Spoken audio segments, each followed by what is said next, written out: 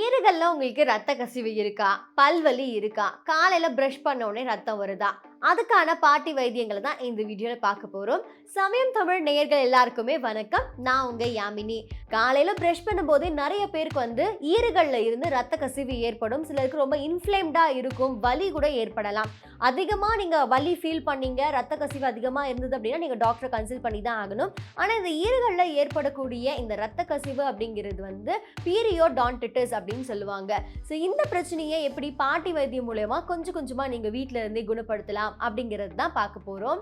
So முதல்ல எல்லாருக்குமே green tea குடிக்கிற பழக்கம் இருக்கலாம். ஆனா இந்த கிரீன் டீல இருக்கக்கூடிய ஆக்சிஜனேட் உங்களோட ஈறுகள்ல இருக்கக்கூடிய அந்த ரத்த கசிவையும் அதே வீக்கத்தையும் சீக்கிரமா குறைக்கக்கூடியது. அதனால தான் பல்வலி இருக்கு, ரத்த கசிவு இருக்கு அப்படின்னா ஒரு நாளைக்கு 2 முறை கிரீன் டீ குடிக்கணும் அப்படின்னு சொல்லுவாங்க. ஆனா மிதமான சூட்ல குடிக்கணும். சூடா ஏன் குடிக்க கூடாதுன்னா சென்சிட்டிவிட்டி இருக்கவங்க ரொம்ப சூடாவோ ரொம்ப சில்லுனான ஐட்டம்ஸ் எடுத்துக்கிட்டீங்க அப்படின்னா கூட உங்களோட பல்லு இன்னும் பயங்கர சென்சிட்டிவ் ஆகிறதுக்கான வாய்ப்பு இருக்கு. இரண்டாவதா ஆலோவேரா ஜெல். எல்லார் வீட்லயும் ஆலோவேரா ஜெல் செடி இருக்கும். அந்த செடியில இருக்கக்கூடிய ஆலோவேரா ஜெல் தான் நீங்க யூஸ் பண்ணணும். கடையில வாங்கினது யூஸ் பண்ணக்கூடாது. ஆலோவேராவை ஒன்று நல்லா ஃபுல்லா கட் பண்ணி அதை ஓரமா வச்சிருங்க.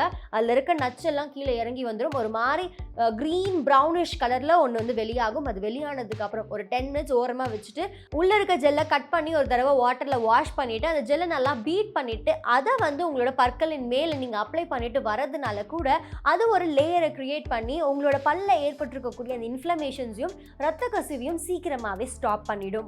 மூன்றாவதா உப்பு தண்ணி. நிறைய பேர் பல்வலி அப்படின்னாலே உப்பு தண்ணியை குடிச்சிட்டு வருவாங்க. அதே மாதிரி தான் நீங்க ஒரு கிளாஸ் தண்ணியில 1/2 ஸ்பூன் இல்ல 1 ஸ்பூன் உப்பை போட்டு நல்லா கலந்துட்டு அதை வச்சு உங்களோட வாயை நீங்க காகிள் பண்ணணும். ஒரு மிதமான சூடுல இருக்கிற மாதிரி தண்ணி எடுத்துக்கோங்க. அப்படி பண்றதுனாலையும் உங்களோட பற்கள்ல ஏற்பட்டிருக்க அந்த வீக்கம் சீக்கிரமாவே குணமாகும். அண்ட் மஞ்சள்ல anti bacterial and anti inflammatory properties அதிகமா இருக்கிறதுனால உங்களோட பற்கள்ல பாக்டீரியா அண்ட் சேர்க்கை அதிகமா இருந்தாலோ அதனால ஏற்படக்கூடிய இன்ஃப்ளமேஷன்ஸையும் இந்த மஞ்சள் குறைக்கும். நீங்க மஞ்சள் 1 ஸ்பூன் இல்ல 1/2 ஸ்பூன் எடுத்து தண்ணியில மிதமான சூட்ல தண்ணியில நல்லா மிக்ஸ் பண்ணிட்டு அதை வச்சு கூட உங்களோட வாயை காகிள் பண்ணலாம். இல்ல அப்படின்னாலும் ஒரு 10 மாதிரி நீங்க இதை யூஸ் பண்ணிக்கலாம். 1 ஸ்பூன் மஞ்சள்ல கொஞ்சம் கொஞ்சமா தண்ணி சேர்த்து அது ஒரு பேஸ்ட் மாதிரி ரெடி பண்ணி அதை உங்க பல் முழுக்க ஒரு 10 மாதிரி போட்டுட்டு ஒரு 5 to 10 மினிட்ஸ் அப்படியே விட்டுருங்க. சிலருக்கு உமிழ் சுருந்துக்கிட்டே இருக்கும். நீங்க அதை துப்பாம வாயிலேயே வச்சுக்கோங்க.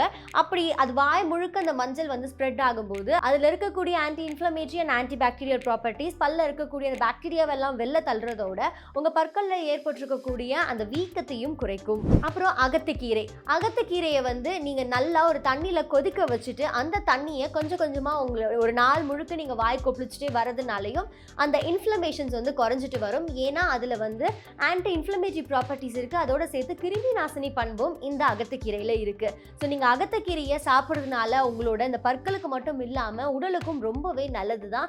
மூளைக்கு ரொம்ப நல்லது அப்படின்னு கூட சொல்லுவாங்க. நம்மளோட பற்கள் அண்ட் ஈர்களோட ஆரோக்கியத்துக்கு தேவையான சோடியம் பைகார்பனேட் சோடால இருக்கு. வீட்டில் எல்லார் வீட்லயும் சோடா இருக்கும் இல்லையா?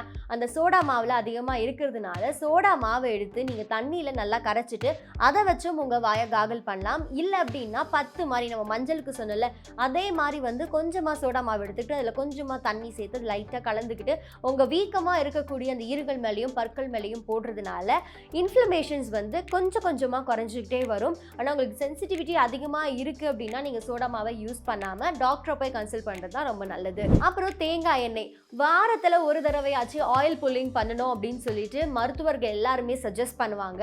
உங்களுக்கு ஆயில் புல்லிங் அப்படின்னாலே எனக்கு ஜோதிகாவோட ஆட் தான் ஞாபகம் வரும். ஆயில் புல்லிங் அப்படிங்கிறது எந்த அளவுக்கு அவசியம்னா வாயில தேங்கி இருக்க முன்னாடி நாள் சாப்பிட்ட உணவுகளா இருக்கட்டும் இல்ல கிருமிகளா இருக்கட்டும் எல்லாமே இந்த ஆயில் புல்லிங் மூலமா வெளியே வந்துடும். ஸோ நீங்க இந்த வாரத்துக்கு ஒரு தடவை கிடையாது, வாரத்துல முடிஞ்ச அளவுக்கு 2-3 தடவை நீங்க ஆயில் புல்லிங் பண்றதுனாலையும் உங்களோட பற்கள் ரொம்ப ஸ்ட்ராங் ஆகும், ஸ்ட்ரென்த் ஆகும். நிறைய கேரளா பக்கம்லாம் போனீங்க அப்படின்னா அவங்க தினமுமே பண்ணக்கூடிய ஒரு வாடிக்கையாவே அதை வச்சிருப்பாங்க ஆயில் புல்லிங் அப்படிங்கிறது. ஸோ ஆயில் புல்லிங் கூட நீங்க ட்ரை பண்ணலாம். உங்களோட ஈறுகளில் ஏற்பட்டிருக்கக்கூடிய வீக்கம் பயங்கரமாவே கம்மியாகும். அண்ட் ஃபைனலா ஒரு விஷயம் சொல்லணும். இதுதான் முக்கியமான விஷயம் அப்படின்னே சொல்லுவேன். என்னன்னு கேக்குறீங்களா? வந்ததுக்கு அப்புறம் பார்க்கறத விட வரதுக்கு முன்னாடி அதுக்கு ப்ரிகாஷன் எடுத்துக்கணும்னு சொல்லுவாங்க. வரும் முன் காப்பதே நல்லதுன்னு சொல்ற மாதிரி தினமும் 2 முறை நீங்க பிரஷ் பண்ணிட்டு வரதுனாலே உங்க பற்கள்ல சேரக்கூடிய அந்த கிருமிகள் அப்படிங்கிறது அன்னன்னைக்கு வெளியே போயிடும். சாப்பிட்ட உடனே நீங்க வாய் கொப்பளிக்கணும். நிறைய பேருக்கு அந்த பழக்கமே கிடையாது. எங்க இருந்தாலும் எந்த இடத்துல இருந்தாலும் சாப்பிட்டதுக்கு அப்புறம் உங்களோட வாயை ஒரு தடவை தண்ணி ஊற்றி கொப்பளிச்சு துப்பிட்டு வாங்க, அது ரொம்பவே நல்லது.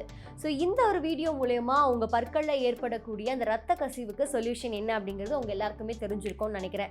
ஸோ ட்ரை பண்ணி பாருங்கள், என்ன மாதிரியான ரிசல்ட்ஸ் உங்களுக்கு கிடைச்சிருக்கு அப்படிங்கிறத கமெண்ட் செக்ஷனில் சொல்லுங்கள். நல்ல ரிசல்ட்ஸாக இருந்துச்சு அப்படின்னா பல் வீக்கமாக இருக்கக்கூடிய உங்கள் ஃப்ரெண்ட்ஸுக்கும் இந்த வீடியோவை ஷேர் பண்ணுங்கள். இன்னும் இந்த மாதிரியான பல health, beauty, job, tech, education பல விதமான வீடியோஸ் எல்லாம் பார்க்க சமயம் தமிழ் லைஃப் ஸ்டைல் சேனலை சப்ஸ்கிரைப் பண்ணுங்கள்.